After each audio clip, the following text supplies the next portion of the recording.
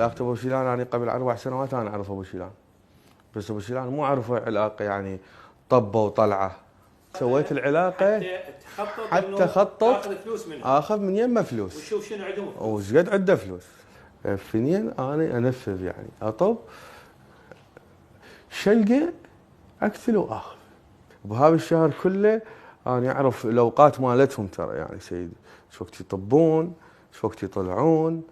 الساعة بالسبعة الا ربع ام شيلان ما موجودة بالبيت، انا عندي يقين ام شيلان ما موجودة بالبيت. فدخلت قبل على بيت ابو شيلان عدل. اول ما صعدت للشقة دقيت الجرس طلع لي ابو شيلان. ابو شيلان ما فتح لي الباب اول مرة بسرعة، سلمت عليه.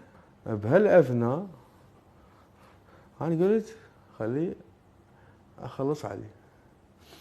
كان قبل كان تدخل ام شيلان، ام شيلان طبت جوا. قلت بعد هاي بعد انتهت يعني، وصلت مرحله اني لا ما سوى هذا الشيء هسه بعد كل شيء بعد. قلت لك قامت بعد لازم اسوي هذا الشيء. قبل ضربته طعنتين بالكتف. فام شيلان طلعت من هناك شافته، هاي ايش بيك هو صار علي مهدي. قامت تعيط، رستن ضربتها هماتين طعنتها وسحلتها جوا يم الحمام. فاول ما قتلت ام شيلان. من قتلت ام شيلان ابو شيلان قلت له انطيني فلوس بعده يعني ابو شيلان انطيني فلوس. قال ما عندي فلوس. فطعنته وقع من وقع ضربته 3 طعنات بالرقبه من وراء الخاولي. كملت وشربت تحت السيف، بس ما شربت كميه هواي يعني. بهلا هناك قلت خليني اروح ادور بعد الفلوس على مود اخذ الفلوس واطلع. طبت لي الغرفه الاخيره دورت علي الفلوس، دورت لقيت الجنطه جابتها ام شيلان. فاخذت الفلوس مو ذاك المبلغ يعني، كانوا عندهم شيلان يعني بالحدود فوق ال 75. اخذتن ورجعت على مال الغرفه مال ابو شيلان. فتحت اول جراره مال الميز. اول ما فتحت الجراره لقيت بيها 25 ما يقارب 200 الا.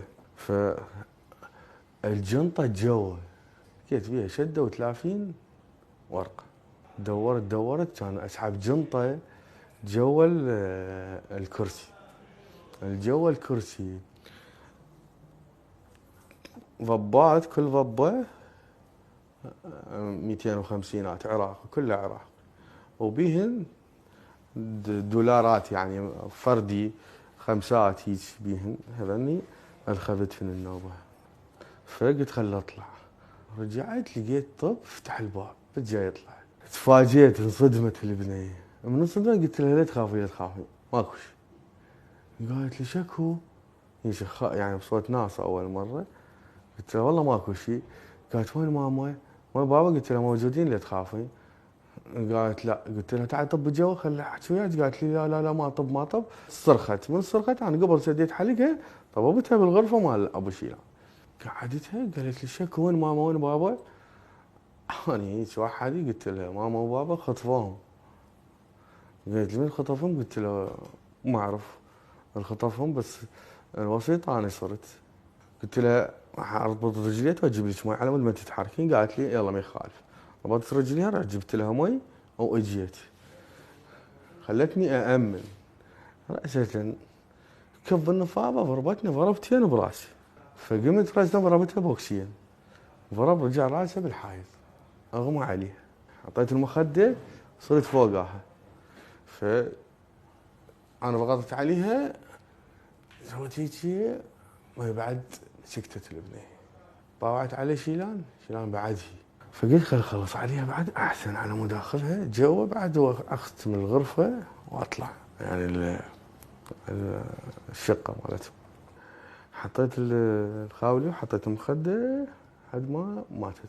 بايت انت بالبيت من الساعه 7 الا ربع من دخلت للشقه؟ دخلت ارتكبت الجرائم كافتهن لحد ثاني يوم بتت؟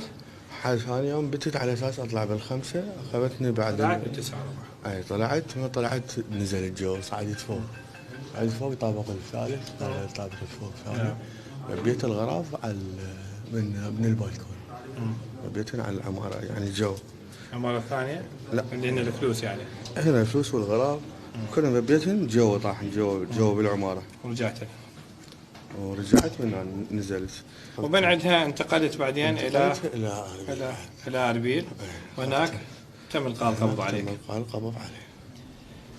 يعني مثل ما شفنا هاي الشقة اللي كانت عامرة بالحياة، اللي عائلة كريمة طيبة تواصلها مع الناس، تقدم خدمتها. الدكتورة الله يرحمها هو اللي حدث أنه هذه النفس مو نفس وحش بلباس إنسان يرتكب مثل هكذا جريمة.